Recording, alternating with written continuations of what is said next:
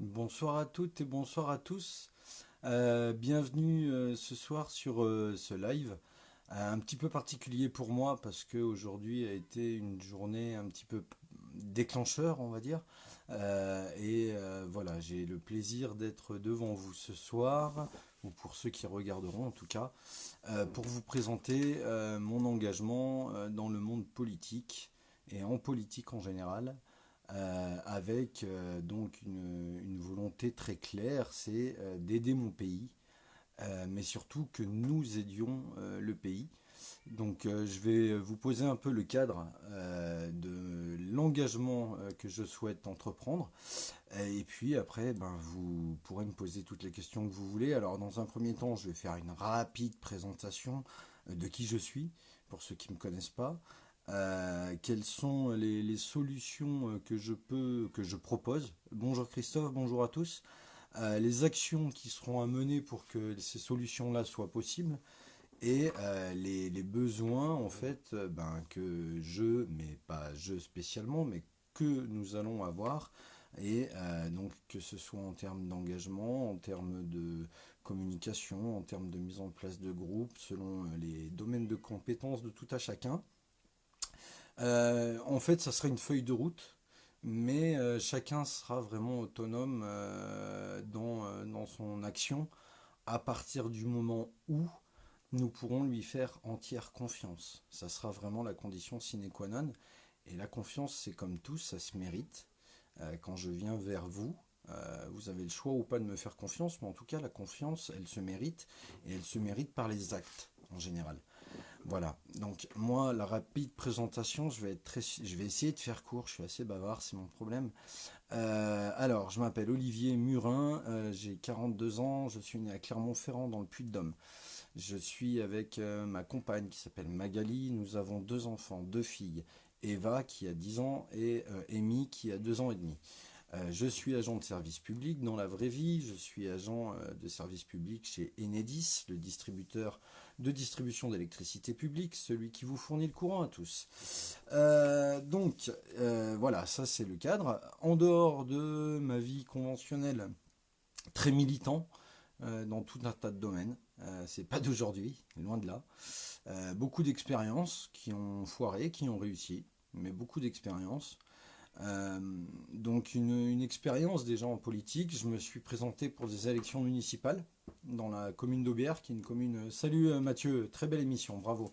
On en reparlera après. Je me suis présenté pour des élections municipales. Pourquoi? Tout simplement parce que l'engagement des Gilets jaunes pour moi a été le facteur déclencheur, comme tous les gens que j'ai pu rencontrer dans les ronds-points, que ce soit dans les manifestations, que ce soit dans les cabanes, que ce soit dans tout type d'action, j'ai envie de dire.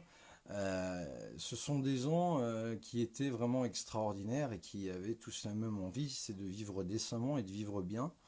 Ils n'avaient pas des envies complètement hallucinantes, qui étaient très réalisables et qui étaient en plus argumentées. Le problème, c'est que malheureusement, on connaît tout ce qui s'est passé. Ça a été des gilets jaunes un peu décriés, un peu stigmatisés.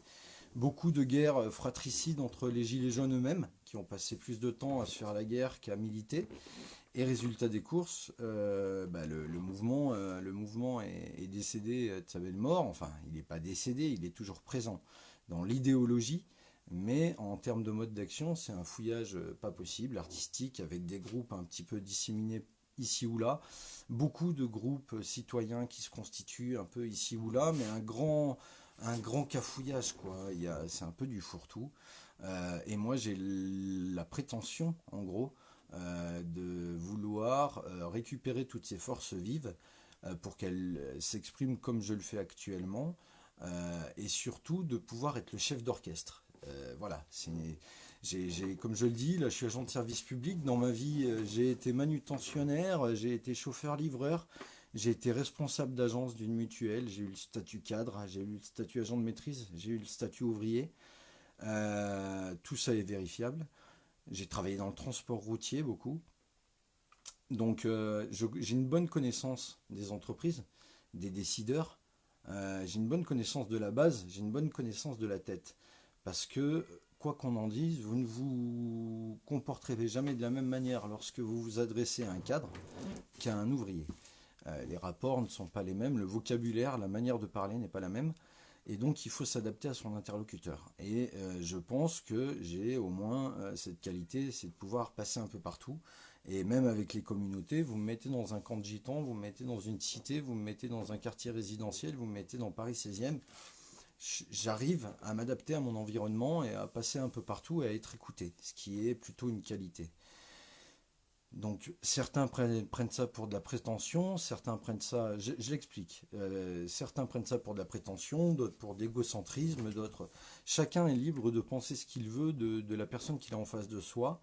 Moi, ma démarche, elle est sincère, elle est honnête, je connais la politique.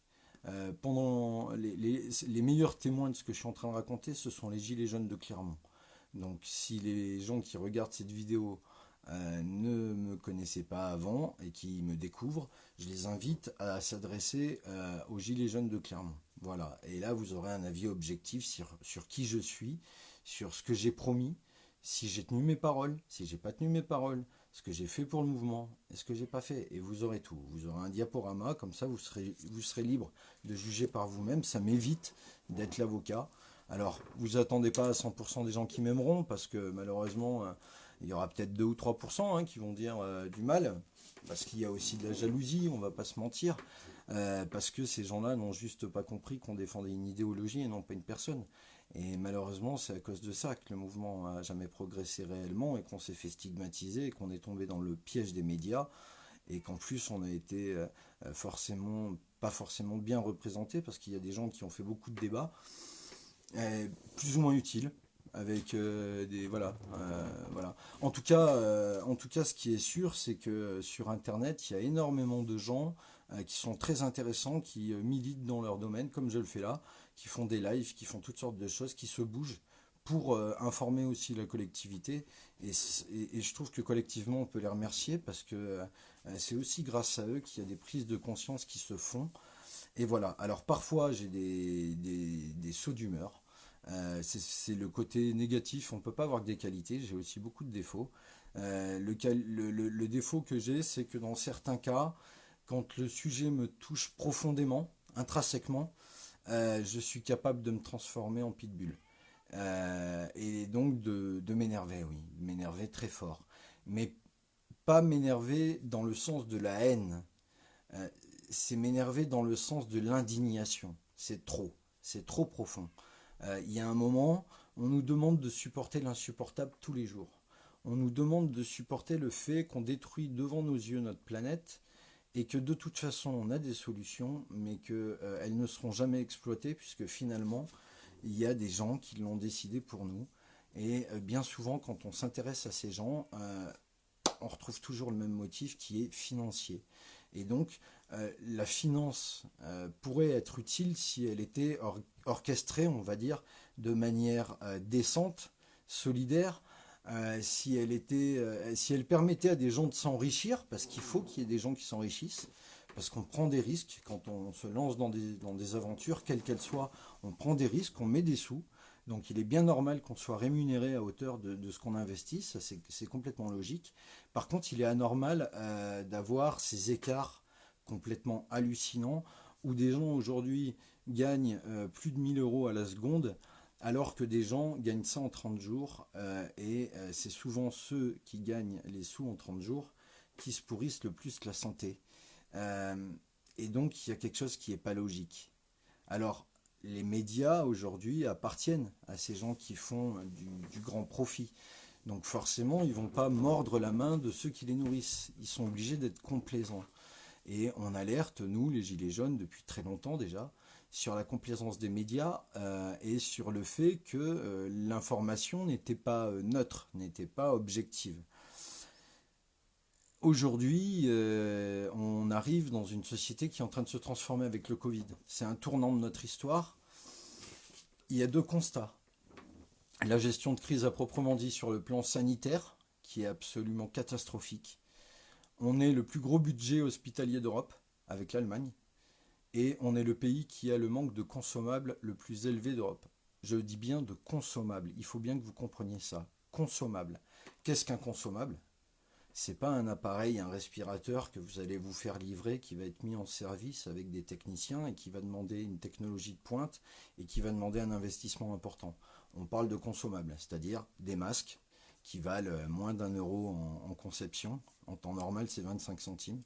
Des surblouses, parce qu'il est complètement inconcevable aujourd'hui qu'on puisse avoir dans le pays qui a le plus gros budget hospitalier d'Europe, des gens qui sont obligés de mettre des sacs poubelles ou des surblouses en papier et que quand vous levez les bras, tout se craque. Ces gens-là sont les soignants. C'est la pierre angulaire de la lutte contre le Covid. Sans nos soignants, on ne soignera pas. Si on ne soigne pas, on laissera des gens mourir. Et c'est typiquement ce qui est en train de se passer parce qu'on met les gens de l'hôpital sous pression dans des conditions d'exercice qui sont, salut Philippe, qui sont très difficiles à pouvoir assumer tous les jours, dans des conditions de fatigue, de stress, des conditions de pression aussi de leur hiérarchie, parce que leur hiérarchie sont pieds et mains liés par le gouvernement, qui leur dit de toute façon, c'est nous qui vous donnons à manger, entre guillemets, à manger, je parle de sous, hein, bien sûr, et les cadres de santé sont objectivés sur la maîtrise de ces budgets, quel que soit le contexte. Donc même le Covid ne leur permet pas à ces cadres de pouvoir avoir des budgets plus élastiques et d'améliorer les conditions d'approvisionnement, autre chose ou d'autre. Et c'est les personnels qui doivent s'adapter à ça. Sauf qu'aujourd'hui, on se retrouve avec des personnels de santé qui ne sont pas testés. En tout cas, il y en a qui le sont, mais dans la grande majorité, ils ne sont pas testés. Ce qui veut dire qu'aujourd'hui, vous allez à la rencontre de soignants qui potentiellement sont porteurs sains, c'est-à-dire contaminés par le virus mais asymptomatiques, et qui peuvent donc malencontreusement, parce qu'au bout d'un moment, quand vous faites 8 heures ou 10 heures de service, vous êtes moins vigilant qu'à la première heure, ça c'est humain, et qui peuvent malencontreusement faire la petite erreur qui va vous contaminer alors que vous étiez peut-être pas covidé ce jour-là. C'est extrêmement grave. On passe à côté du défi qui est le nôtre. En plus de ça, ce qui est d'autant plus regrettable, c'est que on a à l'heure d'aujourd'hui des solutions qui ont été proposées. Ce ne sont pas des solutions miracles. Elles ne proposent pas d'éradiquer le Covid. En revanche, elles proposent des alternatives qui sont très intéressantes. On parle de ce qu'on appelle la société Luxfer. Luxfer est une société qui se trouve à Gerza et qui est spécialisée dans la production de bouteilles haute pression, notamment pour le domaine hospitalier, les pompiers, les services d'urgence en général. Donc ils fabriquent de l'oxygène. Ils ont une technologie, on va dire, qui est unique en Europe et même dans le monde, qui est vous prenez une bouteille d'une grande contenance, en jouant avec l'épaisseur de l'alliage de la bouteille, vous allez pouvoir augmenter le contenant. Et donc, dans une bouteille équivalente avec une technologie classique et la technologie Luxfer, vous allez avoir un ratio qui va être de 1,5. C'est-à-dire que vous allez avoir un contenant qui va être 1,5 fois plus importante qu'une bouteille classique. Ce savoir-faire, il est unique. Il est français, made in France. On nous dit tout le temps qu'il faut du made in France. Là, c'est purement du made in France. 136 salariés qualifiés, hautement qualifiés, qui ont été licenciés le 3 mars. Pourquoi? Parce que l'actionnaire anglais a décidé non pas de fermer l'entreprise pour des raisons économiques, mais de délocaliser l'activité en Angleterre. L'entreprise a donc été abandonnée sur place et la maison mère a reproduit la même entreprise en Angleterre et produit actuellement des bouteilles qui ne sont pas dédiées au marché français. Et donc, ça pose un certain nombre de problèmes à la limite. Donc, l'idée, c'est que l'État réquisitionne cette entreprise et puisse bénéficier de ce savoir-faire pour nos hôpitaux. Alors, quel est l'intérêt de tout ça? Il faut bien comprendre qu'en plus, il y a des entreprises qui collaborent entre elles. Et il y a une entreprise que je ne peux pas nommer malheureusement, mais faites-moi confiance, elle existe, qui a développé un système de respirateur portable, mais qui ne se greffe uniquement que sur les bouteilles de conception Luxfer. La portabilité du respirateur permettrait à des gens qui ne sont pas en insuffisance pulmonaire sévère de pouvoir avoir un respirateur à domicile et donc de pouvoir faire ses soins chez soi, ce qui améliore considérablement le confort du patient, mais également du soignant. Pourquoi? Parce que vous allez désengorger le service de réanimation qui va pouvoir dédier uniquement les réas aux cas les plus urgents. Donc, Bruno Le Maire, le ministre de l'économie, s'est opposé radicalement à la nationalisation, en invoquant notamment que ça ne plairait pas à l'Europe et donc il fallait être des bons servants de l'Europe. On a dit ok, vous ne voulez pas nationaliser, il n'y a pas de problème. À ce moment-là, on réquisitionne au titre de l'état d'urgence le site de Luxfer à Gerza. Il faut un délai de 9 semaines entre le moment où vous avez la réquisition qui est validée et le moment où on remet en marche les machines. 9 semaines. Actuellement, la crise du Covid en France, c'est du n'importe quoi. C'est-à-dire que on fait croire aux gens que le confinement ne sert à rien, et même des gens sur Internet s'énervent et hurlent partout que le confinement ne sert à rien. Deux exemples très probants. La Grèce et le Portugal. Pourquoi ces deux pays en particulier? Parce que ce sont des pays européens et qui sont voisins aux nôtres, qui ont deux frontières qui sont vraiment très parlantes dans le Covid, qui sont l'Italie, qui est le pays le plus touché d'Europe, et l'Espagne, qui est le deuxième pays le plus touché d'Europe. Vous avez le Portugal, l'Espagne qui est là, vous avez l'Italie qui est là, et la Grèce qui est là. La Grèce aujourd'hui compte 120 morts pour un pays de 10 millions d'habitants. Si vous multipliez par 7, ça fait 700 morts pour un pays de 70 millions d'habitants. C'est le ratio de mortalité par rapport à la densité de la population. Le Portugal a 220 morts. Un pays, alors les deux pays, la Grèce et le Portugal, ont un point commun, c'est qu'ils font le même nombre d'habitants, ils font 10 millions d'habitants. Pourquoi l'Espagne a explosé et l'Italie ont explosé? Alors, la tactique de la Grèce et du Portugal a été de dire on est voisin de ces pays où la mortalité et le taux de contamination explosent, il faut qu'on prenne des mesures tout de suite, ça ne peut pas attendre, on ferme les frontières. Vu qu'on avait fait des stocks de masques et de consommables, parce qu'on savait que avec tous les risques bactériologiques qu'il pouvait y avoir, il fallait s'équiper, on est tranquille, d'accord? La Grèce comme le Portugal.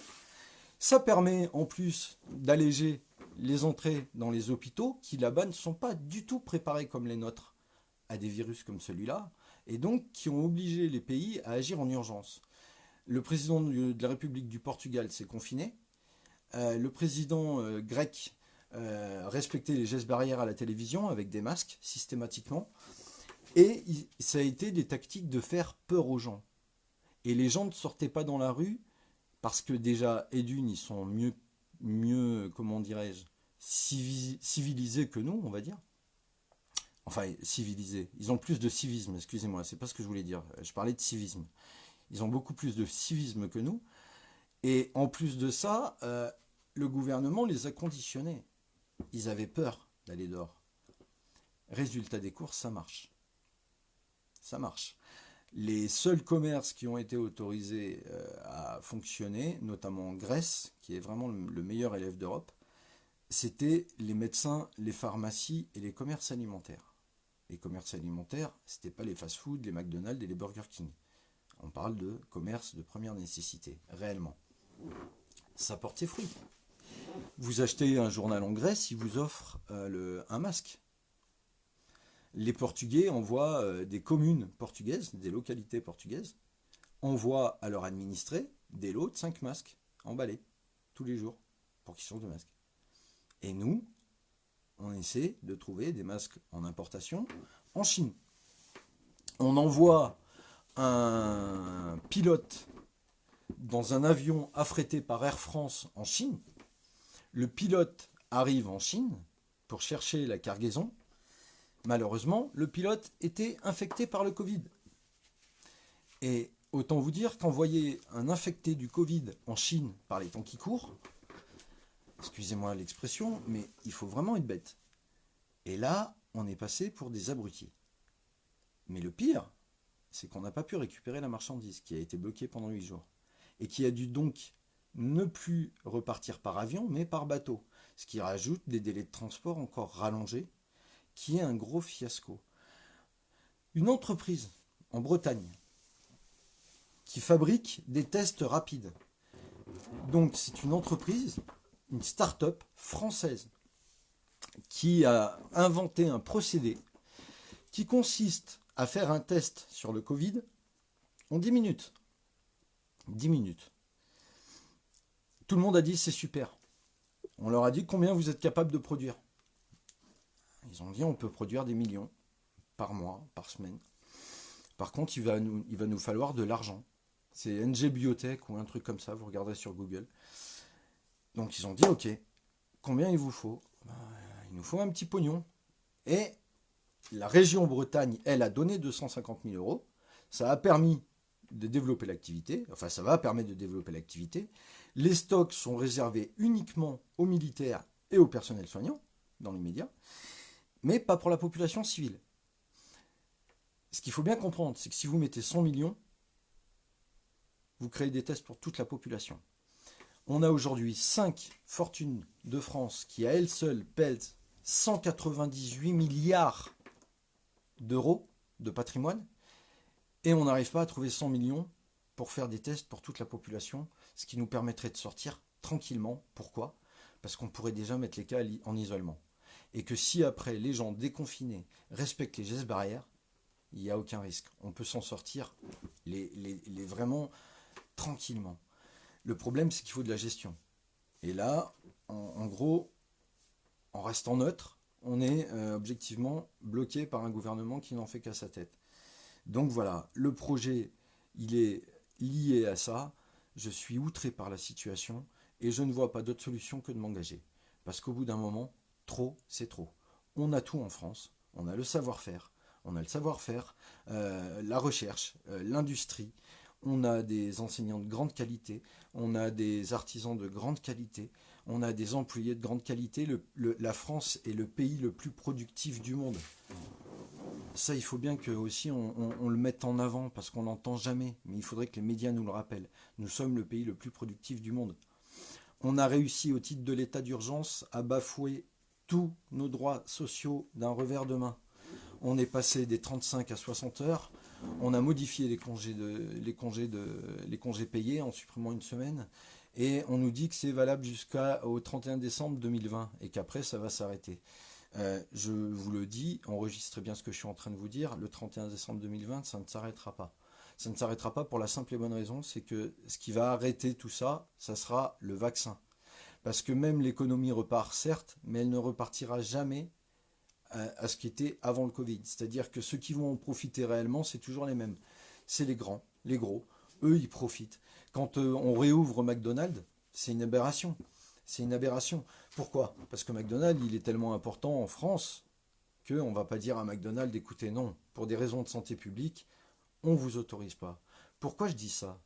Parce que si vous voulez aller manger au McDonald's, il faudrait que les cuisines soient filmées 24 heures sur 24. C'est-à-dire que la personne qui prépare votre sandwich puisse être contrôlée en permanence. Si vous tombez sur quelqu'un de mal intentionné qui crache dans votre hamburger, ça peut avoir de graves conséquences. Vous pouvez croire que c'est du complot, mais c'est du bon sens. C'est la réalité. Comme quand vous allez manger dans un fast-food, c'est exactement de la même manière. Vous ne voyez pas forcément ce que faisait la personne qui préparait votre sandwich. Vous ne savez pas ce qu'elle faisait de ses doigts. Et pourtant, ils ne prennent pas de gants, il y en a, par exemple. Ça choque personne, ça. Et ben, c'est dégueulasse. Donc, si vous voulez, quand il y a un virus qui est manuporté, c'est-à-dire qu'on transporte avec ses petits doigts, forcément, là, ça prend beaucoup plus de sens. Il aurait fallu que le gouvernement prenne ses responsabilités et fasse peur aux gens, et dise la vérité aux gens. Et là, on est en train de faire croire à des gens qu'il va être sain d'envoyer ses gamins à l'école le 11 mai, alors que les risques de propagation de contamination sont énormes. On est des cobayes dans un laboratoire. C'est-à-dire qu'on va utiliser, moi par exemple, dans mon foyer, j'ai pas le Covid, je vais mettre ma gamine à l'école, elle va aller choper le Covid là-bas, elle va le ramener dans mon foyer qui était sain et je vais contaminer toute la famille. Alors, comment voulez-vous, au bout d'un moment, décemment, ne pas vouloir vous engager, ne pas vouloir arrêter ce délire? Il faut qu'on prenne nos responsabilités, tous autant qu'on soit. Alors aujourd'hui, c'est moi qui m'adresse devant vous pour vous dire oui, je me lance en politique et j'irai jusqu'au bout.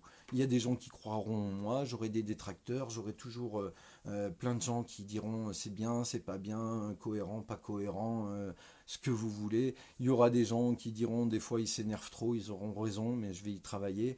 En tout cas, je suis pas là pour décevoir les gens et que la démarche que j'entreprends, elle est réelle, elle est sincère, elle vient du cœur parce que pour les raisons que je vous ai expliquées, je ne peux pas baisser la garde et que malheureusement, j'apprends de mes erreurs, j'apprends aussi des autres, j'apprends aussi des mouvements qu'il y a pu y avoir auparavant. J'ai participé à Nuit debout, j'y étais, j'ai participé aux Gilets jaunes, j'y étais, j'ai bouffé du syndicat pendant 20 ans, j'ai défendu des gens syndicalement, des fois même des gens qui ne le méritaient pas, pour être honnête, parce qu'il y a des gens qui abusent de partout. Il y a des solutions aussi dans les cités qui sont beaucoup plus simples que ce qu'on veut nous faire croire. C'est-à-dire que le problème des cités, vous pourrez le régler que par une seule chose, le dialogue.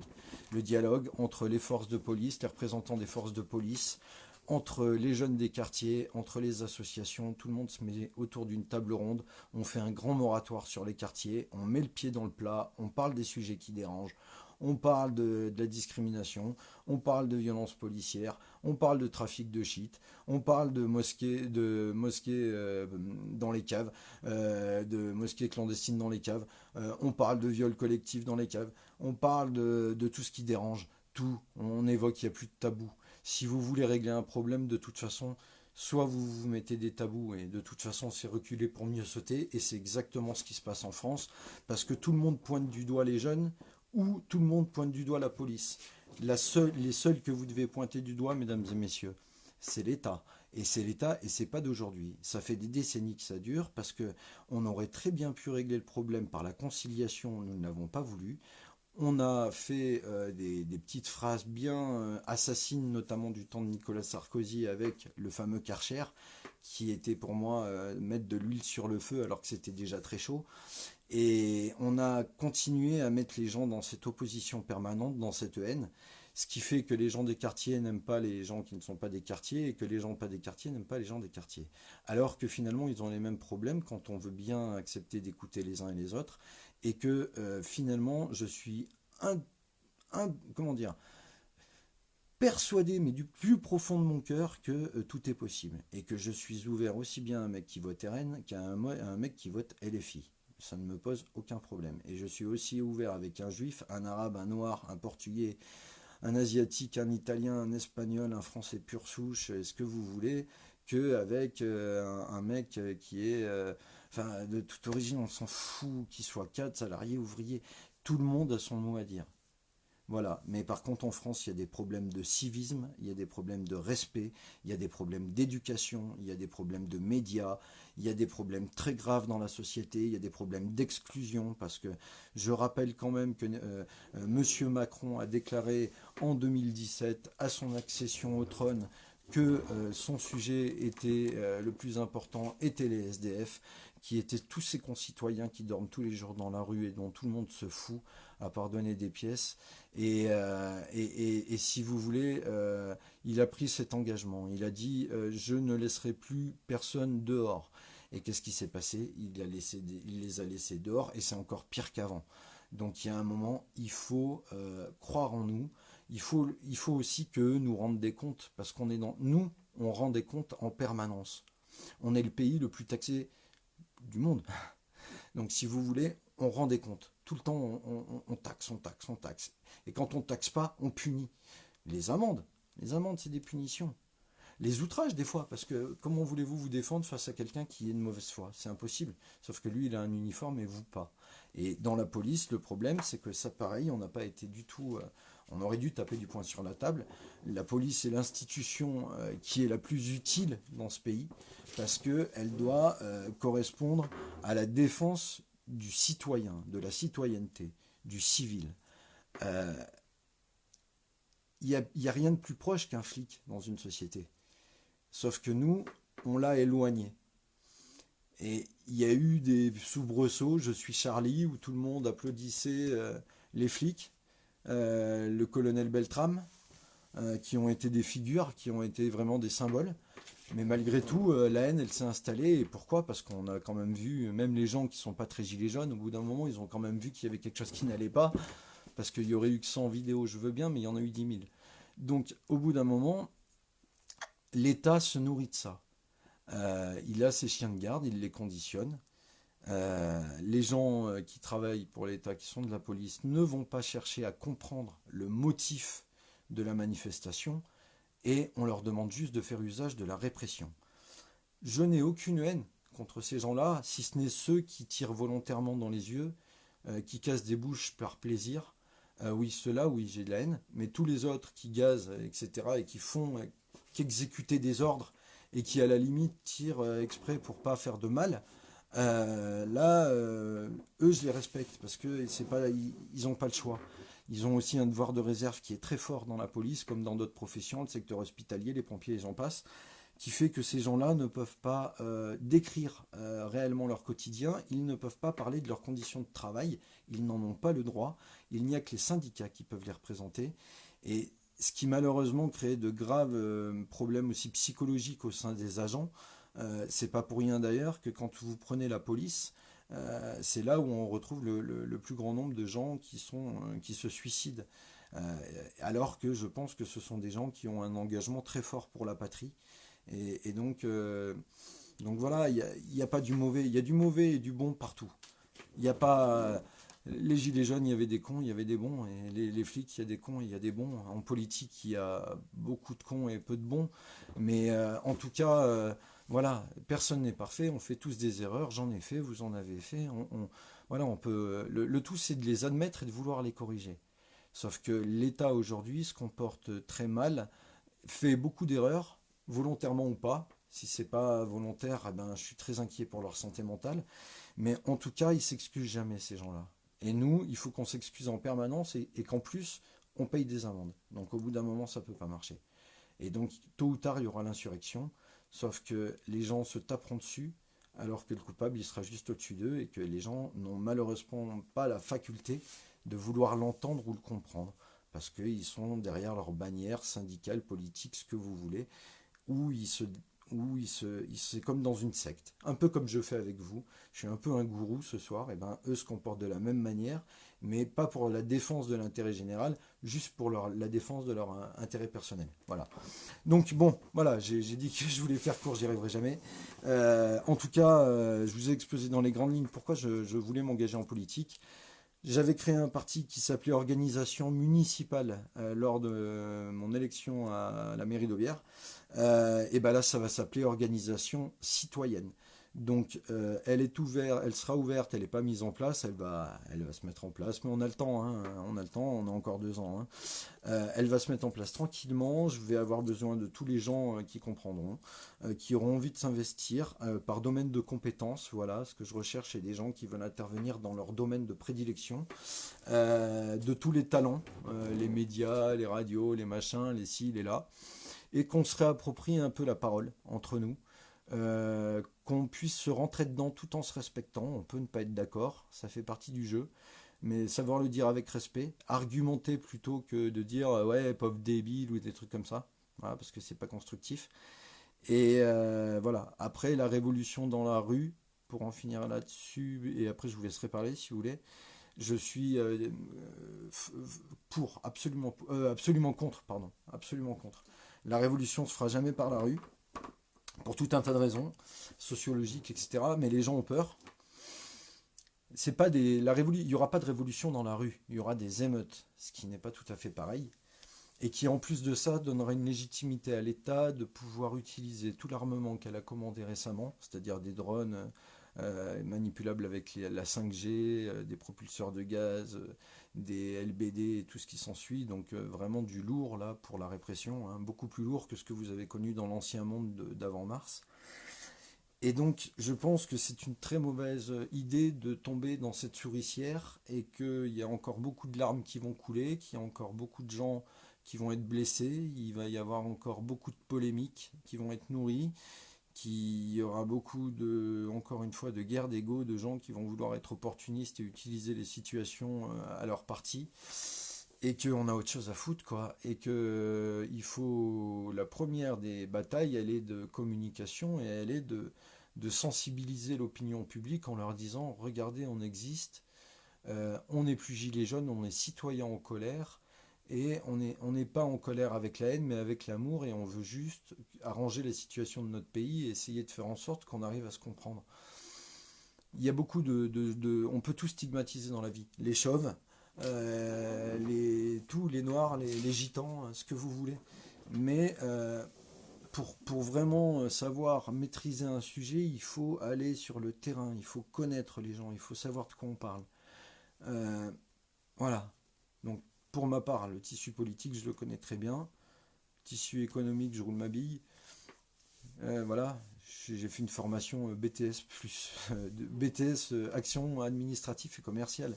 J'ai pas fait l'ENA, mais c'est pas grave parce que je me suis intéressé et formé moi-même et que je suis pas là pour sortir ma science, mais que je suis là pour informer les gens parce que je trouve que c'est hyper important, c'est le nerf de la guerre parce que ça leur permet de comprendre justement.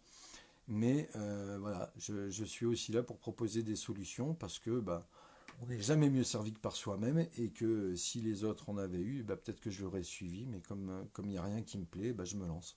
Et après, je me dis, bah, peut-être qu'il y aura des gens qui viendront, et puis d'autres qui viendront pas, d'autres qui regarderont, d'autres qui critiqueront. Ça fait partie du jeu. Voilà. On peut pas rester sans réaction, c'est clair. On aurait dû faire comme les Américains avec les masques, acheter les lacrymos 3 fois le prix pour les désarmer.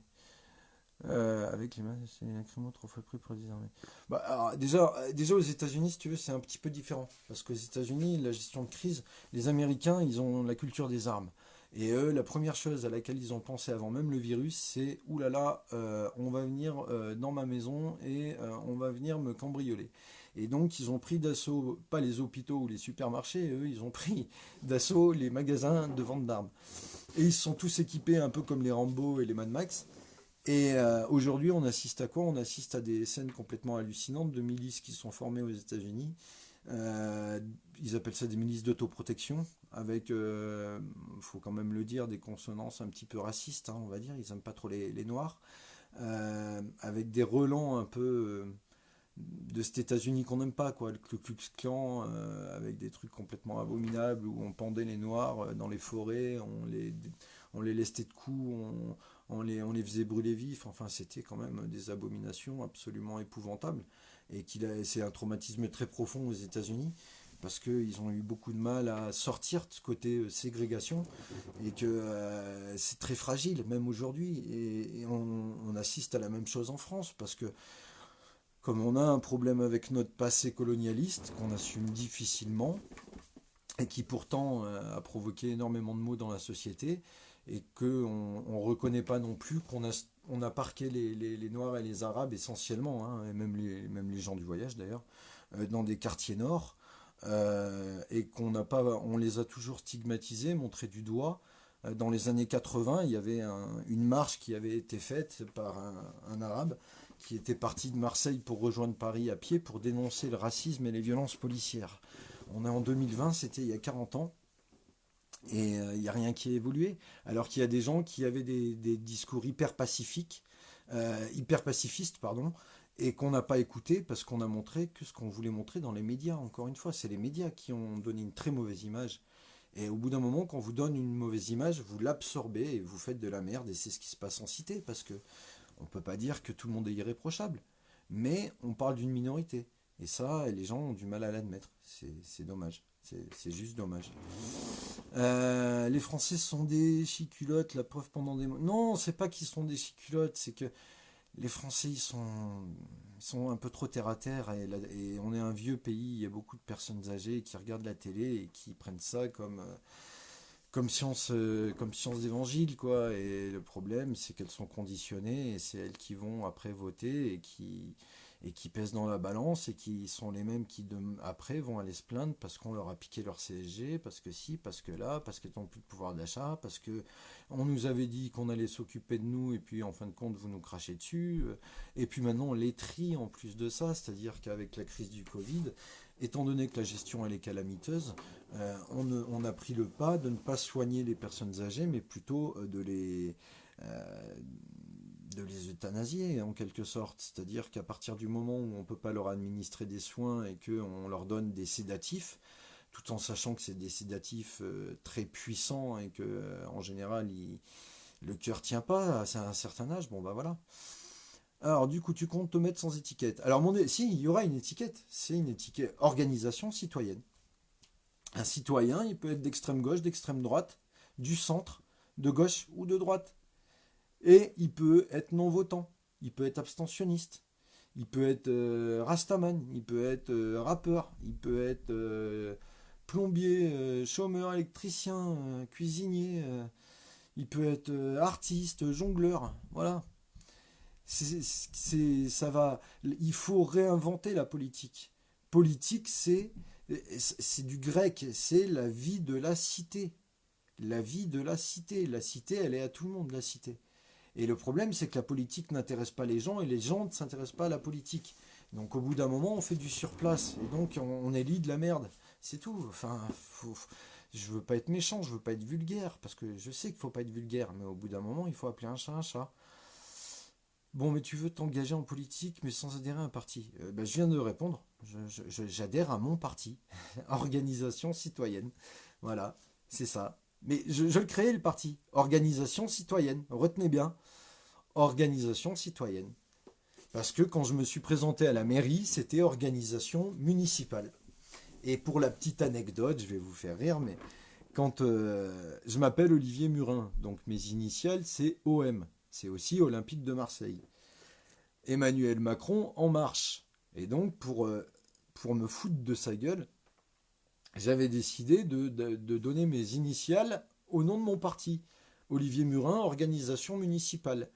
Et comme l'Olympique de Marseille, c'est droit au but, j'avais dit organisation municipale, droit aux urnes. Et ça vient pas de moi, ça vient d'un de mes amis de la communauté des gens du voyage, justement, qui s'appelle Claude Laurent et que je remercie parce que c'était un super slogan. Ça coulait de source, droit aux urnes. On cherche des solutions pour changer le pays et sa physionomie, sa face, etc. Mais on s'y prend mal. On prend les vieilles recettes qui n'ont pas marché pendant 40 ans. C'est-à-dire qu'on ne voit que de la manifestation et marcher derrière des camions. Et comme au bout d'un moment, on se rend compte que le pacifisme ne paye pas, ça échauffe les esprits. Les gens sont un peu revanchards, ils ont envie d'en découdre, quoi, au bout d'un moment. Et comme ils ont envie d'en découdre, qu'est-ce qui se passe? Eh bien, ils vont casser des trucs. Et si c'est pas eux qui les cassent, eh ben les flics ils vont se déguiser en casseurs la plupart du temps pour aller prendre leur place et foutre la merde. Et même si c'est filmé, même si c'est prouvé, etc., l'IGPN trouvera toujours le petit truc qui fera que ça sera classé sans suite. Et donc on change jamais de modèle. Et donc vous prenez des risques.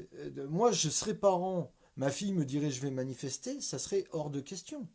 Je l'enchaîne au radiateur. Parce que, enfin, je veux dire, au bout d'un moment, il faut bien que vous compreniez que c'est aussi les gens qui aujourd'hui en France vont manifester, prennent des risques pour leur vie.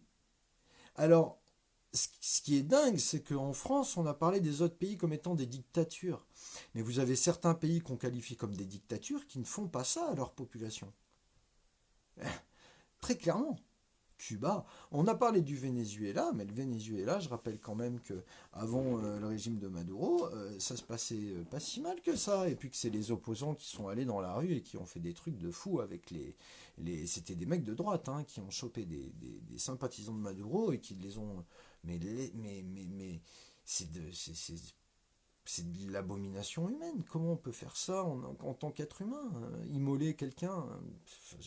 Faut être fou.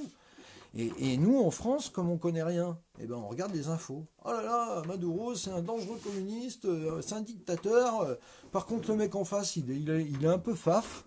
Hein, c'est un petit peu un mec d'extrême droite, mais c'est pas grave, on l'aime bien. Bon, bah voilà, je veux dire. Et après, bah, les gens, Venezuela, Mélenchon, et Mélenchon, il s'est fait il s'est fait sabrer. Et quand je regarde la politique aujourd'hui, excusez-moi, le 2022, très clairement, on va faire le tiercé dans le désordre, d'accord? Macron, Marine Le Pen, Dupont-Aignan, Asselineau, merde, Poutou, À droite, ils sont emmerdés tout de suite. Philippe, il est Premier ministre. Je pense qu'il va se positionner, il va être soutenu par son parti. Donc je miserai sur Philippe. Mais bon, vu qu'il a des casseroles au cul, ça peut être chaud. Mais je mise quand même sur Philippe. Après, il va y avoir Lassalle. Parce que Lassalle, lui, c'est un lâche rien. Mais bon, le problème, c'est qu'il parle pas comme moi, Lassalle. Il est très sympa, mais bon, tu l'invites plus à une partie de famille parce qu'il est sympa. Mais ça fait pas tout. Et après, qui c'est qu'il va y avoir que j'ai oublié? Il va y avoir Mélenchon, parce que Mélenchon, il veut pas laisser sa place à Ruffin, et ça, c'est une énorme erreur politique. Quand on a un mec de la qualité de Ruffin, on s'efface, parce qu'en plus, il a malheureusement eu des coups d'éclat qui lui ont été défavorables, il s'est énervé. Mélenchon est un des plus grands hommes politiques français et qui a un talent oratoire hors du commun qui est cultivé, bourré d'une intelligence assez incroyable, mais qui malheureusement traîne ses casseroles. Il a fait partie du Parti Socialiste, il a fait des trucs qui n'étaient pas tout le temps très cool non plus, parce que les gens l'oublient, moi j'oublie pas grand-chose en politique en général, qui fait que je ne suis pas adorateur de Mélenchon. Par contre, je suis très attiré par des mecs comme Ruffin, mais de toute façon, on ne les verra jamais. Il est obligé de s'allier au groupe France Insoumise de l'Assemblée nationale parce qu'il n'avait pas le choix pour exister. Sinon, il aurait été non étiqueté et à l'opposition, il n'aurait rien pesé. Donc, c'était très bien de faire une alliance avec France Insoumise. Mais Ruffin ne peut pas se présenter si Mélenchon se présente. C'est impossible. Donc, on va reprendre les mêmes pots qu'on avait en 2017. Et puis, voilà. Et ben, moi, je vous propose qu'on soit candidat. Voilà, tout simplement. Je vous propose qu'on soit candidat. Alors pour ça, je vous propose que je sois le porte-parole. S'il y a meilleur que moi, je lui laisse la place. Aucun problème. Ça va vraiment, avec grand plaisir. Et voilà. Donc je vais avoir besoin de toutes les forces vives. Je vais avoir besoin de tout le monde. On y arrivera tous ensemble collectivement. Je vous demande par contre d'être clément. C'est-à-dire qu'il faut bien comprendre qu'actuellement, je travaille 8 heures par jour en moyenne. Au service de dépannage d'urgence Enedis, le réseau d'électricité, en 3-8, donc avec des variables horaires, 6h, 14h, 13h, 21h, 14h, 22h, 22h, 6h, 7h30, 16h30, 8h, 16h, enfin bon, bref, et ça change tout le temps, tout le temps, tout le temps, donc ça me fatigue, parce que je dors très peu, non pas que je sois insomniaque, mais parce que quand on s'engage, eh ben, il faut prendre du temps pour son engagement, c'est normal. Donc j'assume ma responsabilité. Je vais très bien, j'ai un bon mental, bon moral, j'ai des contacts très intéressants, très très intéressants actuellement, et donc ça me donne aussi la force de continuer et d'avoir envie d'avoir une légitimité tout simplement. Donc voilà, alors le fric par rapport au parti, le fric, eh ben, écoute, pour l'instant, l'important c'est déjà de faire connaître. C'est-à-dire que j'en suis pas à vouloir être une organisation, ça y est, je vais sortir mon drapeau, mon affiche avec ma photo, tu vois. Non, non, on n'en est pas là du tout. Là, pour l'instant, c'est déjà une sorte de sondage, c'est un test. C'est-à-dire que soit comment dirais-je, soit toi, tu deviens mon porte-parole et tu partages si ça t'a plu et que tu crois en moi et tu expliques pourquoi aussi. Ou soit tu crois pas et puis ça s'arrête là. Et après, on parlera fric, tout ça après. Pour l'instant, on n'en est pas là. Moi, c'est tout à l'huile de coude, si tu veux. Pour l'instant, je vais pas dire que j'investis énormément par rapport à mon engagement et je milite tous les jours. Voilà. Regardez dans le ciel, ouais, bah, on va essayer d'avoir un meilleur horizon en tout cas, parce que là, tout de suite, il y a trop de nuages, donc on n'arrive pas à voir ni à court, ni à moyen, ni à long terme. Donc effectivement, je confirme ce que vous dites, Angèle, il faut regarder dans le ciel, on est bien d'accord. Et on trouvera la lumière, comme on dit. Mais pour l'instant, on trouve l'obscurité. Donc il faut aussi que les gens se réapproprient le désir de vouloir s'en sortir, d'être ambitieux, le sentiment de gagne plutôt que de défaite, de perte, etc. Et je suis sûr que collectivement, on y arrivera. Parce qu'encore une fois, la France, c'est un pays de malades. On a tout. On a tout. On a les meilleurs, ils sont chez nous. C'est pas la peine d'aller les chercher ailleurs, ils sont chez nous. Sauf qu'aujourd'hui, on est dans un pays qui emmerde tout le monde. Tout le monde. Même les cadres, ils les font chier. Pour dire, c'est historique. Donc tout le monde est emmerdé aujourd'hui, personne ne voit le bout du chemin, tout le monde se plie aux exigences, on fait prendre des risques aux salariés en les envoyant travailler tous les jours dans des conditions de sécurité qui ne sont pas appliquées. Les salariés, par peur, n'usent pas de leur droit d'alerte ni de retrait et donc continuent à travailler comme si de rien n'était. On provoque des foyers de contamination un peu partout et c'est encore les salariés qui trinquent et c'est pas normal. Et qui n'a pas besoin d'être syndiqué pour l'ouvrir ou d'être un syndicaliste pour l'ouvrir. Voilà. Que je serais meilleur que Sibeth Ndiaye, alors en toute modestie, hein, Eddy, je pense que même ma fille de 2 ans et demi aurait plus de talent. Parce que cette dame, c'est juste une opportuniste arriviste. Elle a vu la lumière à travers la porte, elle a poussé la porte, elle a dit putain, la place, elle est bien ici. C'est pas mal. Et en plus, le pire, c'est qu'elle est mauvaise, c'est incroyable. Et qu'en plus, elle se fout de la gueule éperdument des citoyens en faisant des petites phrases, des petites frasques, de lancer des débats puérils, stériles, surtout quand on est d'origine immigrée, je trouve ça un peu déplacé. Les blagues sur le kebab et tout le bordel, je veux dire, non mais, enfin, Marlène Schiappa, tous ces gens-là, c'est des jeunes en plus qui connaissent, qui ont aucune connaissance en la politique. On les a mis là parce que vraiment, fallait les mettre quelque part. Qui racontent n'importe quoi, mais vraiment, mais n'importe quoi. Mais moi, je rêverais d'être dans un débat télévisé en face de ces gens-là. Mais j'en rêve tous les soirs que Dieu fait. Et dès que je ferme les yeux pour m'endormir, je rêve que je suis en débat avec eux sur BFM et que sans haine, sans un mot violent, sans énervement, mais je leur taille les jambes. Je leur taille les jambes. Parce qu'elles n'ont aucune connaissance. C'est incroyable. C'est vraiment incroyable. Voilà. Et puis après, voilà, je suis choqué, je suis anti-Macron. Oui, clairement, je suis anti-Macron parce que c'est quelqu'un qui me révulse. Il crache son mépris sur ses propres citoyens. Il se cache derrière des images tout le temps, en train de se déguiser.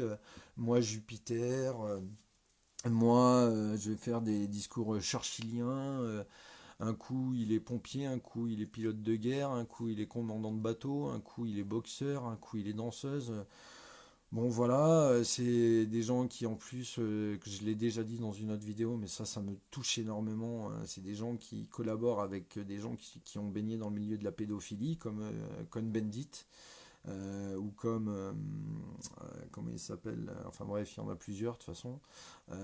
Et voilà, et que bon, lui-même, sans vouloir alimenter la polémique, hein, je reprends que du factuel, mais lui-même, il est quand même le fruit d'une relation avec sa propre prof alors qu'il avait 14 ans. En droit français, à l'époque, on appelait ça du détournement de mineur, c'est-à-dire que si la loi le permettait, il pourrait y avoir une rétroactivité qui permette en fait de faire condamner Brigitte Macron parce qu'à l'époque, elle n'avait pas le droit. Donc, c'est des gens comme ça qui nous gouvernent et qui vont faire passer l'âge de consentement avant 13 ans. C'est-à-dire qu'aujourd'hui, on arrive à faire dire à une gamine de 11 ans qu'elle était consentante pour des attouchements sexuels. Enfin, imaginez, moi j'ai 2 filles. Alors je veux bien être gentil, être poli, être calme, doux, comme un agneau, ce que vous voulez, mais toucher à ma fille. Mais là, c'est pas en pitbull que je vais me transformer, là, c'est en bulldozer. Je vous déboîte, déboîte. Et quelle que soit votre communauté, votre statut, votre machin, votre bordel, et je vous déboîte. C'est humain. Je protège mes filles. C'est humain. Et tout ça, vous poussez les gens à cultiver la haine, et vous poussez tous les gens à vouloir se faire justice eux-mêmes parce ils font plus confiance en la justice, parce qu'ils ont eu des preuves, hein, malheureusement, qui permettent de dire qu'aujourd'hui les juges sont certainement corrompus. C'est triste. Je ne peux pas le prouver formellement, mais en tout cas, on peut en douter, ça c'est clair.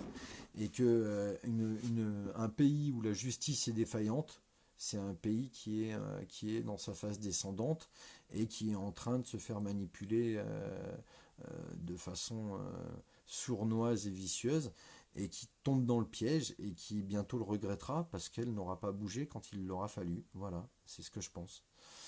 Voilà. Et qui aujourd'hui est première dame? Bah, c'est Brigitte Macron. Zemmour, la pire crevure qu'il existe. Oui, mais c'est voilà, mais après c'est un business, c'est dit. C'est-à-dire que ce qu'il faut bien comprendre, c'est que les médias C'est du... On a inventé avec CNews, les médias LCI, BFM et toutes ces chaînes d'infos spécialisées, la culture du 24-24. L'accès à l'information du 24-24 avec des formats très bien montés, parce que tout est pensé. C'est des formats courts, en boucle, les matinales. T'as un quart d'heure qui traite tous les sujets. Tu l'as fini, hop, ça renchaîne. Tu l'as fini, hop, ça renchaîne. Et en l'espace de trois quarts d'heure, t'as vu trois fois le même JT. Limite, tu le connais par cœur. T'as même plus besoin la troisième fois, c'est toi qui cites les phrases à la place de la journaliste. Ça, tu l'ancres dans l'inconscient des gens. Et donc, ça a été du pain béni, ça, pour eux. Dans les hôtels, partout où tu vas aujourd'hui, même dans les restos, les machins, c'est BFM TV. Ou CNews, peu importe, c'est une des deux. Et voilà. Et c'est devenu l'organe de propagande officiel. Donc, ils font pas des fake news, hein. Je suis pas en train de dire ça. Mais en tout cas, ils ne parlent de ce qu'ils veulent parler, ils ne montrent que ce qu'ils veulent montrer, et quand ils sont pris au piège, ils trouvent toutes sortes de moyens pour soit couper l'antenne, soit pour vite passer la main à un autre interlocuteur, soit pour être arrogant, pour être méprisant, pour détourner des questions, pour répondre à la place des interlocuteurs qu'ils invitent. Et donc, on ne peut plus leur faire confiance, clairement. Donc je pense que à nous de nous réinventer aussi tout ça. J'ai mon petit cousin Mathieu Genestou que vous voyez, qui a créé un groupe sur Facebook qui fait toutes les informations du jour qu'il collecte sur des sites sourcés et vérifiés. Aujourd'hui, il a fait une spéciale dans laquelle il explique l'utilisation de l'appli Stop Covid, comment elle marche, comment elle a été établie, à quel public elle s'applique, les contraintes technologiques, les risques technologiques, etc., etc. Et on ne peut pas le taxer de fake news parce qu'il a 17 ans ce gamin et il fait le pas d'aller sur un PC, se documenter, prendre des notes, préparer son émission du soir, etc. Et ben moi, quand je vois un gamin de 17 ans qui prend en main son avenir comme ça, parce que c'est aussi collaborer à la vie de son pays, et ben je lui dis bravo et j'encourage tous les gamins à faire pareil. Parce que vous aimez tellement les écrans, et ben rendez-vous-les intelligents. C'est-à-dire qu'au lieu de faire des jeux à la con, et ben faites du travail documentaire parce que c'est le moment. On a besoin que les jeunes se réapproprient leur avenir. C'est pas les gens comme moi, nous on a déjà bien vécu. Moi ma jeunesse, elle n'a pas été des plus riches, mais en tout cas elle a été dorée parce que j'ai eu la chance de bien vivre. Et qu'avec 100 francs, on passait 3 jours. Avec 15 euros, on passe 2 heures. Donc il faut bien comprendre la différence et que nos parents à nous avaient déjà plus de pouvoir d'achat que nous propres parents vis-à-vis de nos gamins. Et que plus le temps va avancer, plus ça va être pire.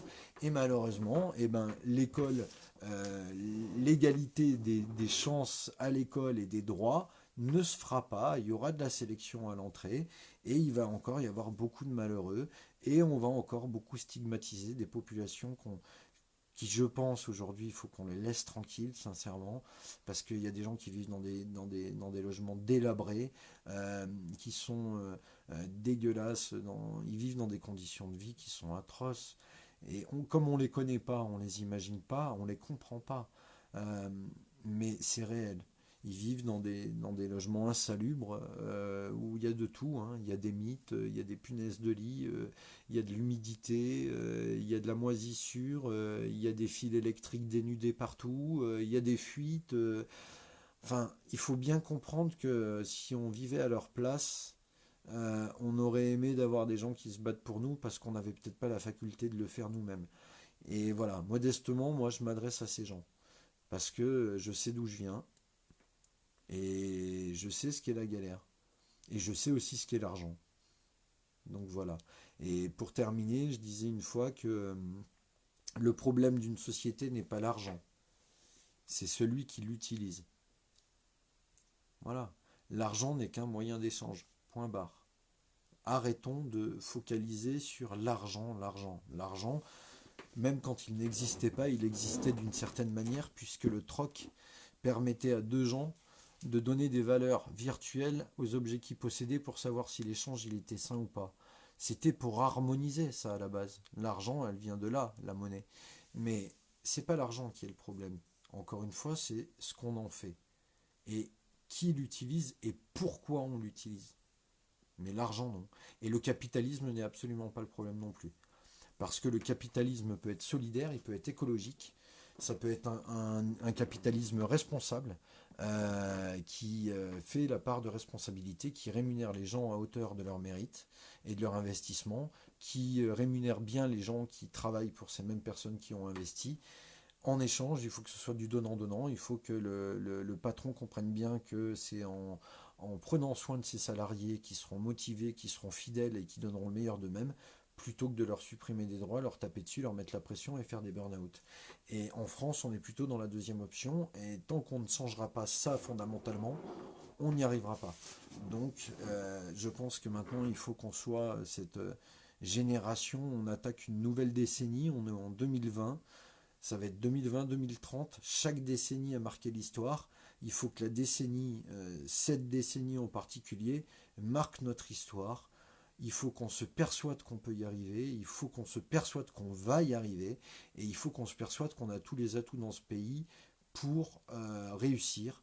Et il faut mettre de côté toutes nos obédiences religieuses, politiques, ethniques, etc., etc., si on veut être efficace. Parce que tant que nous serons divisés, nous n'y arriverons pas. L'union fait la force, la misère la divise, et la division nous emmènera dans notre chute. Voilà. Voilà, donc je vais arrêter parce que j'ai beaucoup parlé. À moins que vous ayez une dernière question, honnêtement. Merci, merci Magmagou. Merci, ouais, je mérite, ouais, c'est clair. Voilà, ouais, que de changements depuis. Non, mais après, on a bien vécu. Nos grands-parents ont vécu la guerre, époque très difficile, sortie d'après-guerre, les jours heureux, la période de reconstruction, tout était nationalisé, on avait un vrai service public de qualité qui avait du sens. On avait de l'industrie, on avait misé là où il fallait, et puis malheureusement on a laissé le grand capital entrer dans tout ça, foutre sa merde. Et aujourd'hui on est un peu les vassaux de l'Europe, et malheureusement il faut changer de direction comme on l'avait décidé collectivement en 2005 lors du référendum, qui malheureusement n'a pas été appliqué dans les faits. Voilà. Mais on ne réécrira pas l'histoire. Le passé, c'est le passé. Maintenant, il faut regarder devant. Et il faut écrire notre histoire maintenant. Voilà. Bon, eh bien, écoutez, bonne soirée à toutes et à tous. Merci beaucoup d'avoir suivi ce live. J'étais ravi, en tout cas, de vous avoir. Aujourd'hui, on est 20. Et ben, peut-être que demain, on sera 40. Et peut-être que demain, après-demain, on sera 60. Dans 3 mois, 80. Et puis, dans un an, on sera 10 000. Peu importe. Il faut y croire, et ceux qui se reconnaîtront dans tout ça, eh bien, écoutez, vous serez les bienvenus. Et il y a un peu d'indulgence par rapport au fait que je ne réponde pas à tous les messages, parce que je vous assure qu'en ce moment, entre les coups de téléphone et les messages, pour un seul homme, ça commence à faire beaucoup, honnêtement, mais voilà, je m'adapte. Ma femme, elle me met des cœurs, parce qu'elle ne me voit pas de la journée, alors qu'on on est confinés ensemble, mais bon, c'est comme ça. Voilà. Ouais, bah ouais, en première dame, ouais. Ouais, ouais, bah elle est un peu plus jeune que Brigitte, elle est un peu plus sympa, et puis elle est plus humble surtout, donc ça peut aider. Ça peut aider, voilà. Et voilà. Elle est asthmate, elle aime bien les gamins, mais elle, c'est pas pour les violer, donc ça tombe très bien. Voilà. Bon, et ben écoutez, ouais, bah Aline, merci. Voilà, la petite échelle, c'est, tu vois, tu fais un partage. Tu dis, bah tiens, écoute ce mec, tu donnes ton avis. Ça, c'est ta petite échelle. Ça, c'est utile. Me dire, vas-y, continue, c'est bien. Ça, c'est utile. Comme tu peux me dire, c'est nul d'ailleurs. Mais en tout cas, il n'y a pas de petite échelle. Il y a une échelle. Il y a pas, c'est pas parce que j'attends pas des gens qui me donnent de l'argent, j'attends pas l'aumône, j'attends pas. Non, j'attends du soutien psychologique. C'est tout. Si vous me faites confiance, je vous montre par mes actes que vous pouvez me faire confiance, ça vous permettra d'être juge. Je pense quand même que pour la plupart des 22 qui me suivaient là, la plupart vous me connaissez quand même très bien. Cam Vedlich, c'est une ancienne collègue de travail. Lionel Réveillou, c'est un gilet jaune. Aline, c'est une gilet jaune. Donc il y a un moment où vous me connaissez. Vous avez Matou, Matou, c'est un pote, c'est un de mes meilleurs potes. C'est mes 5 doigts de la main, Matou. C'est mes frères, ça c'est encore autre chose. Laurence, c'est une gilet jaune, elle me connaît. Et vous savez ce que je vaux. Honnêtement, enfin, ça fait plus de 2 ans que vous me pratiquez, et Matou, ça fait 20 ans qu'il me pratique. Donc vous êtes bien en mesure de dire si je suis un enfoiré, ou si je suis un mythomane, ou si je suis un con, ou ce que vous voulez. Par contre, ce qui me chagrine, je vais vous le dire, c'est que je reçois des messages de gens aujourd'hui qui, oui, me touchent. Parce que c'est des gens que j'ai aidés pendant les Gilets jaunes qui sont mes premiers détracteurs. Donc j'arrive pas à comprendre, honnêtement. Et puis alors des gens que je connais pas, qui ont décidé que moi, par contre, ils me connaissaient, et qui me font une putain de morale, mais un truc de malade. Et qui me disent, faut faire ci, faut faire ça, ta gueule, oh, oh, oh, oh. On se calme, on se calme. J'ai beau être poli, gentil, faire ce que vous voulez, mais au bout d'un moment, soyez respectueux si vous voulez que je sois respectueux. Parce que par contre, je sais pas si vous avez remarqué, j'ai juste un petit peu de répartie, quoi. Donc, venez pas me titiller, quoi. Moi, je vous titille pas, foutez-moi la paix. Si ça vous plaît pas, allez voir ailleurs. Je suis ouvert à tout le monde. Et je vais pas être ouvert à des gens qui me disent c'est nul. Bon, bah écoute, c'est nul, ok. Mais c'est pas la peine de m'envoyer 30 messages pour me dire ça. Parce qu'au bout d'un moment, je n'y répondrai pas. Et là, en plus, que tout le monde prenne bien ses responsabilités, parce que les gens que je parle vont se reconnaître, et vous savez que je vous ai répondu à chacun de vos messages, et à chacune de vos invectives. Et je l'ai toujours fait sans vous insulter, avec respect et en calme. Donc bon. Mon objectif politique à long terme, accéder au pouvoir. Accéder au pouvoir. On n'est pas là pour faire les guignols, on est là pour avoir des ambitions. Tu vas pas t'engager en politique, pour quoi faire? Pour dire je m'engage en politique, ça sert à rien. Avoir le pouvoir. Il faut que le peuple puisse reprendre son pouvoir. Je suis un représentant du peuple. Parce que le peuple, c'est mon quotidien de tous les jours.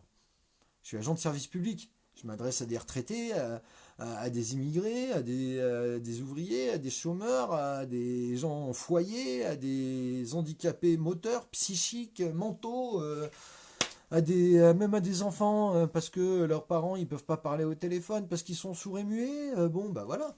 Qu'est-ce que tu veux que je te dise? Le peuple, je le connais. Je connais ses défauts, je connais ses qualités. C'est tout. À quand un direct? Eh ben, je suis en direct. Là, je suis en direct. Un camp en direct à la télé. Oula, si c'est ta question, demande à BFM, mais envoie-leur des mails et puis tu leur mets une grosse pression pour qu'ils me reçoivent. Et voilà. Réouverture des maisons closes. Ouais.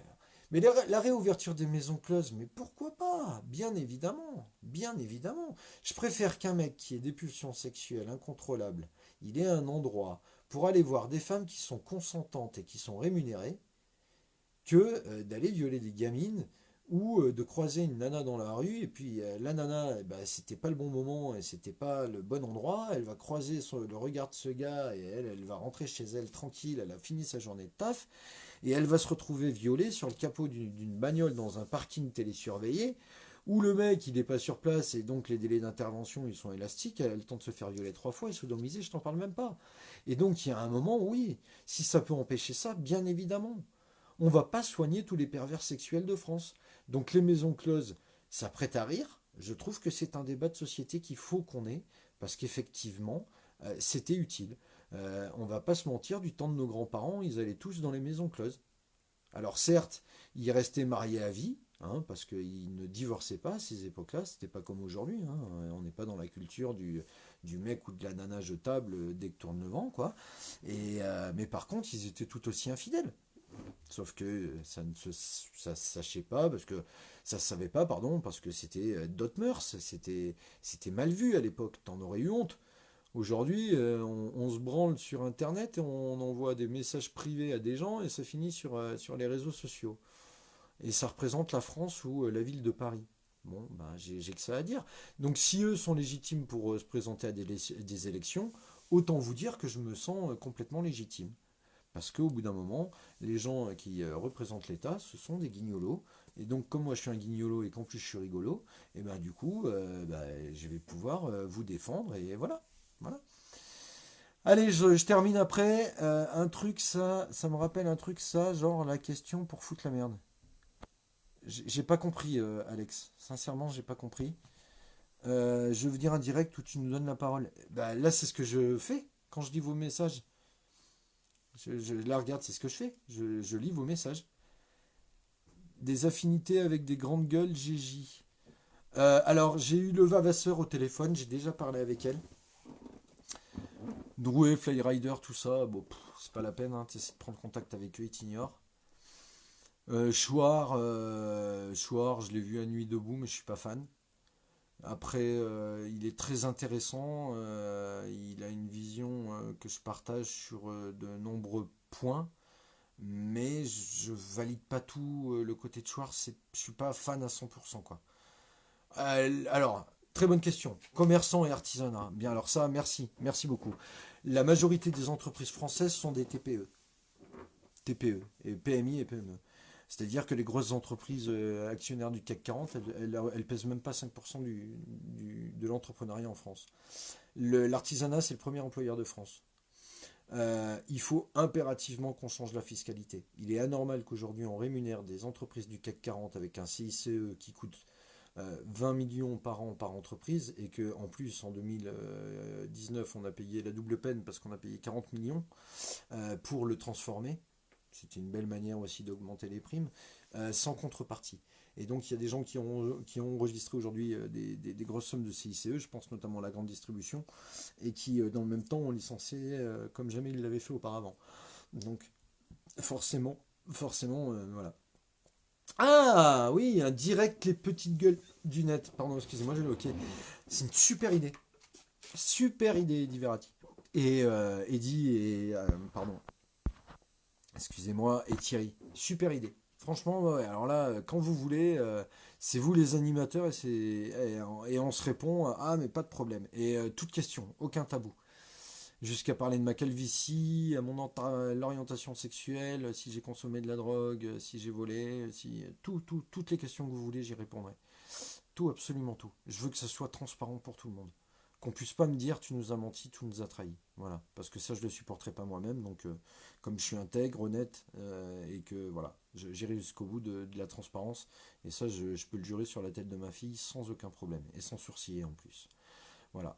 Bon, bah écoutez, sur ce, je vais quand même aller me coucher parce que j'ai une vie. Merci beaucoup à toutes et à tous. Si vous voulez rejoindre le truc, eh ben, n'hésitez pas, vous m'envoyez des petits messages, vous faites des partages, vous commentez. Je peux pas être partout, je répondrai pas à tout le monde, c'est clair. Enfin, je réponds à tout le monde, mais honnêtement, soyez indulgents. Pareil pour les messages, pareil pour tout. Je vous snob pas, c'est pas du tout ça, mais j'ai pas de secrétaire et je travaille encore et toujours. Et en plus, j'ai des enfants, donc forcément, voilà. 20 milliards, oui, pardon, 20 milliards, oui, oui, pardon, Alex, oui, c'est la fatigue, c'est la fatigue, c'est 20 milliards, bien sûr, 20 millions, mais bien sûr, 20 milliards, évidemment. Pour parler de ce que tu viens d'évoquer. Ah oui, oui, mais on parlera de tout, encore une fois, il n'y a pas de tabou, on peut parler de tout, même vraiment des sujets qui dérangent. Je veux même, qu'on vous me rentriez dans l'art, quoi, que vous me malmeniez, mais positivement en me posant des questions que si vous aviez un homme politique en face de vous, quelle est la question que vous lui poseriez? Si vous êtes capable de faire ça, envoyez-les-moi par message, je les retranscrirai par écrit et j'inviterai des gens à l'émission et ceux qui ne seront pas invités, je vous donne ma parole que je lirai toutes les questions que vous me poserez. Elles auront une réponse, quoi qu'il arrive. Voilà. Allez, ouais, je vais me reposer. Merci beaucoup. Bonne nuit à toutes et à tous. J'étais super content d'être avec vous. Salut Polo, mon collègue de boulot. Et puis voilà. Et j'étais vraiment content d'être avec vous ce soir. Vous allez voir, vous entendrez parler de moi. Vous avez déjà entendu parler de moi, mais là c'était light. Là, je peux vous dire que je vais envoyer du lourd. Et si vous voulez m'aider tout de suite, je demande collectivement à tout le monde, contactez chacun des amis, des membres de votre famille, les personnes de vos groupes pour soutenir la réouverture de Luxfer et de Famar. S'il vous plaît, soutenez la réouverture de Luxfer et de Famar. Et mercredi, j'enregistre une émission qui s'appelle Les Petites Gueules du Net, The Olive Media, qui sera une spéciale sur Luxfer où je recevrai Axel, qui est un ancien salarié de la société Luxfer et qui est aussi un représentant syndical et qui pourra légitimement parler non pas de son action syndicale, non pas de politique, mais uniquement de faits. Comment est né Luxfer? Son histoire? Qu'est-ce qu'elle fabrique? Pour qui? Pourquoi? Avec quoi? Quelles sont les possibilités d'évolution? L'urgence d'une réquisition? Pourquoi? Voilà. Et dites-vous bien une chose, c'est que Luxfer en plus peut être exporté dans le monde entier. Et ça, c'est une grosse manne d'argent aussi. Donc comme ils aiment le flouze, on peut même leur en faire gagner. Donc que tous les capitalistes qui me regardent ouvrent leur machine enregistreuse et fassent le calcul. Là, on parle de la France. C'est un marché mondial qui s'ouvre en soins à domicile et même en filtration d'air extérieur. Donc, s'il vous plaît, s'il vous plaît, s'il vous plaît, militez pour Luxfer et Famar, c'est capital. Si nous gagnons cette victoire, on pourra aller très loin. Si on perd, on pourra aller très loin, mais on mettra beaucoup plus de temps. Donc saisissez bien l'importance, s'il vous plaît, de Luxfer et de Famar. Bonne soirée à tous, à bientôt.